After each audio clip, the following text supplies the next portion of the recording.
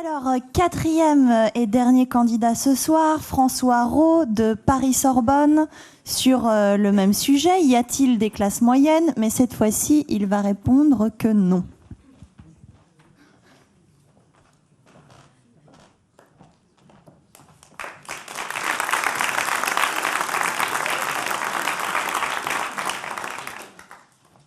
Est-ce que vous êtes prêt? Je suis prêt. Très bien. Alors, vous avez la parole.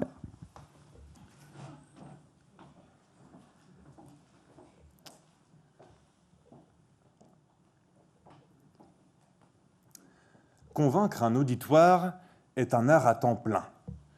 Pour écrire et plaider, il s'agit d'être habile, la critique est aisée et l'art est difficile. Mieux vaut plaire aujourd'hui que persuader demain. Car non, il n'y a pas de classe dite moyenne, joutant le capital, les logiques marchandes. Un combat révolu, des hymnes que l'on scande, sont tout ce qu'il reste de ces idées anciennes. J'abandonnerai ici le vers pour une prose, plus modeste et docile, plus facile d'accès. Et je vous inviterai à rejoindre ma cause de façon rationnelle, évitons les excès. Voilà, mesdames et messieurs, une introduction que certains parmi vous pourraient trouver particulièrement classe, élégante, subtile, faite d'alexandrins modestes, mais issue d'une plume de caractère.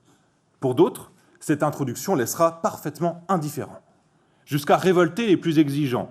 Qu'est-ce donc que cette exorde impertinente, digne de siéger au panthéon des choses à ne jamais faire dans une plaidoirie? Mais qu'importe votre avis là-dessus, cette introduction n'est en aucun cas moyennement classe. Elle n'est pas timidement classe. Car si d'aventure vous vous posiez la question « Y a-t-il des classes moyennes ?», je préfère vous prévenir d'ores et déjà, il n'y en a pas. Mais définissons seulement les termes du sujet. Qu'est-ce qu'une classe ? Eh bien, c'est un ensemble de personnes formant un groupe en raison d'une communauté de mœurs ou d'intérêts. Mais la classe peut également s'entendre d'un ensemble d'élèves qui suivent le même cours ou renvoyer à l'élégance. On dit ensuite d'une chose qu'elle est moyenne lorsqu'elle se situe entre deux parties extrêmes d'un tout, à un niveau intermédiaire qui n'est ni bon ni mauvais. En des termes plus techniques, ce qui est moyen, c'est ce qui est bof, pas top. Ainsi, la classe moyenne serait une classe intermédiaire entre la noblesse et le peuple. Vaste blague. Et je vous le démontrerai à travers un plan tripartite, au risque de choquer les juristes de la salle. Je vous démontrerai qu'il n'existe pas de classe moyenne. D'abord, parce que dans toutes ces appréhensions, la classe n'est jamais moyenne. Parce que établir une hiérarchie entre les classes sociales n'est plus pertinent aujourd'hui et conduit à attiser les tensions et promouvoir l'idée d'une lutte des classes. Enfin, je vous démontrerai que de toute façon, aujourd'hui, il n'y a plus de lutte des classes. Alors, j'entends déjà ma fringante contradictrice me rétorquer « Oui, mais vous, cher plaideur, engoncé dans votre costume bon marché, arborant cette cravate bleu marine dont la couleur n'est pas franchement d'actualité, vous êtes vous-même moyennement classe, preuve s'il en est qu'il existe des classes moyennes. » Eh bien, et ce malgré l'inexpugnable arrogance de votre élégance, chère contradictrice, je ne suis pas d'accord avec cette affirmation qui relève, vous en conviendrez, davantage d'un jugement personnel que d'une démonstration rationnelle. Je réfute cette affirmation, car je suis convaincu qu'il n'existe pas de classe moyenne, comme il n'existe pas d'élégance modeste, de médiocre coquet ou de piètre pimpant. La classe, comme élégance, cette grâce faite d'harmonie dans les lignes et les proportions, se détient pleinement ou fait défaut entièrement. La classe moyenne n'existe pas, c'est un oxymore. Et si vous aviez été attentif en classe, lors de vos cours de français, vous le sauriez, chère contradictrice. Et j'irais ainsi même jusqu'à affirmer qu'à l'école non plus, il n'y a pas de classe moyenne. Voyez-vous, mon grand-père était professeur d'histoire, et tout au long de sa carrière, il n'a jamais vu et ne m'a jamais parlé de classe moyenne. Il n'y a que des classes remplies d'élèves méritants, me disait-il. Parfois un peu turbulents, il est vrai, mais ayant toujours soif de savoir, soif de s'ouvrir à la connaissance et aux arts. L'école est le lieu où l'on affirme la force de la culture à l'heure de la culture de la force. Et c'est également à l'école que l'on enseigne à ne pas confondre l'amour des siens avec la haine des autres. Oui, mesdames et messieurs, ne sous-estimez pas cette transcendance profane que l'on appelle l'amour. C'est notamment l'école qui a pour rôle de la propager.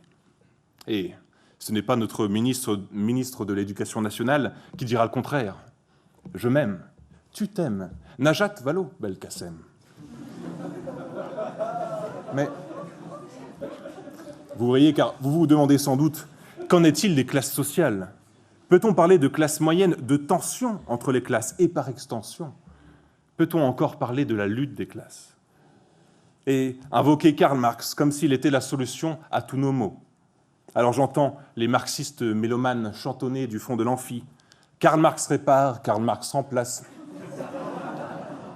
Je ne pense pas que l'on puisse dire ça aujourd'hui, mesdames et messieurs. Mesdames et messieurs, je vous affirme ce soir qu'il n'y a pas de classe moyenne, il n'y en a jamais eu. Faisons ensemble un bond dans le passé. Je vous parle d'un temps que les moins de 1500 ans ne peuvent pas connaître. Dans l'Antiquité romaine, les citoyens étaient divisés en deux groupes. La plèbe, tout d'abord, population romaine qui ne jouissait que de droits très restreints. C'était la masse, le bas peuple, les gueux. Le second groupe était celui des patriciens, des personnes qui appartenaient, de par leur naissance, à la classe sociale la plus élevée chez les citoyens romains. Mais il n'y avait pas d'entre-deux, pas de compromis, pas de classe moyenne. Entre les patriciens et les plébéiens, le populaire, il n'y a pas moyen. Car vous l'avez compris, la nature humaine fait rarement dans la demi-mesure.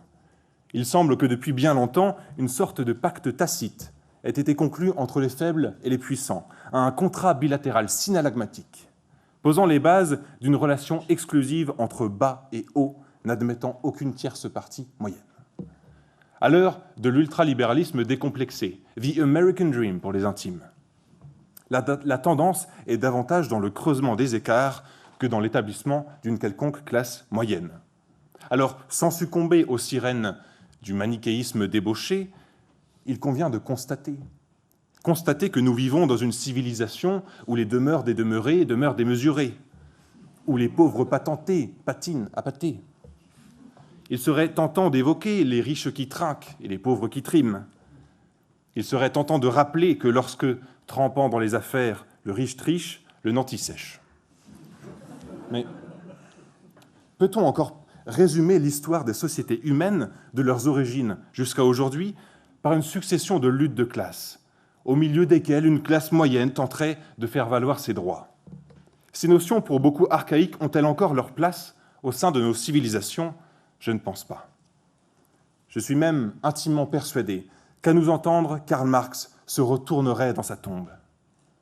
Et s'il avait été parmi nous ce soir, caché dans le fond de l'amphi, nous aurions pu dire de lui que Karl a pâli, Karl a rougi, Karl a bruni. Non, ne vous laissez pas berner par des arguments fallacieux, dénués de toute raison. Le songe de la raison engendre des monstres, disait Goya. Ne nous laissons pas endormir par les sirènes des classes moyennes.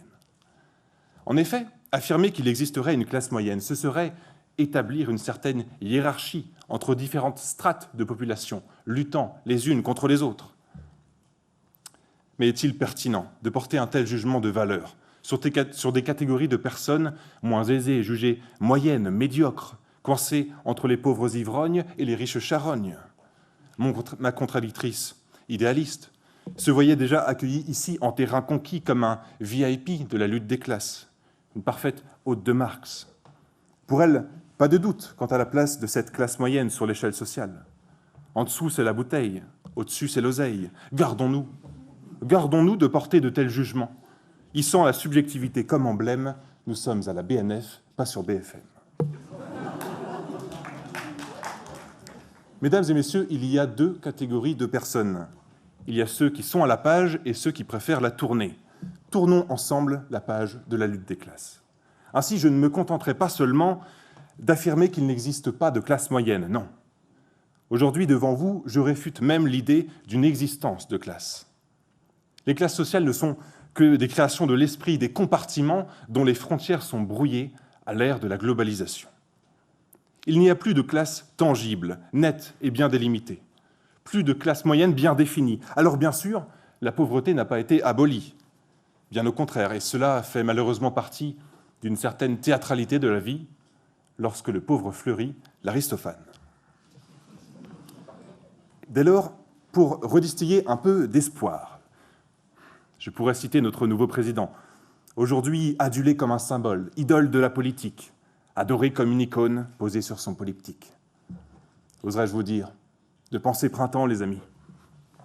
Personne n'a compris ce que ça voulait dire. Mais les linguistes, les meilleurs linguistes, sont sur la traduction. Alors je m'étais promis de ne pas faire de politique, je ne vais pas m'y mettre alors que cette plaidoirie touche à sa fin, mais vous connaissez l'expression « chasser le politique, il revient au culot ». Ces mêmes politiques eux-mêmes contribuent à faire disparaître ce que certains appelaient les classes moyennes, en les paupérisant.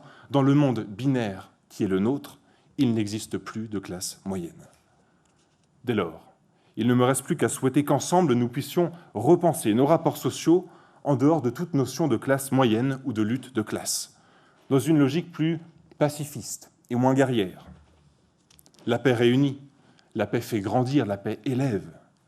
La lutte détraque, la lutte rétrograde, la lutte des classes. Aujourd'hui, devant vous, je suis comme un élève, face à ces professeurs dans cette classe pleine, espérant davantage qu'une simple moyenne à l'examen final dont tout le monde rêve. Il est fini le temps des débats ravageurs, des plaideurs aux aigris se crêpant le chignon, car pour avoir raison, selon Schopenhauer, on choisira la ruse, l'élégance, l'émotion.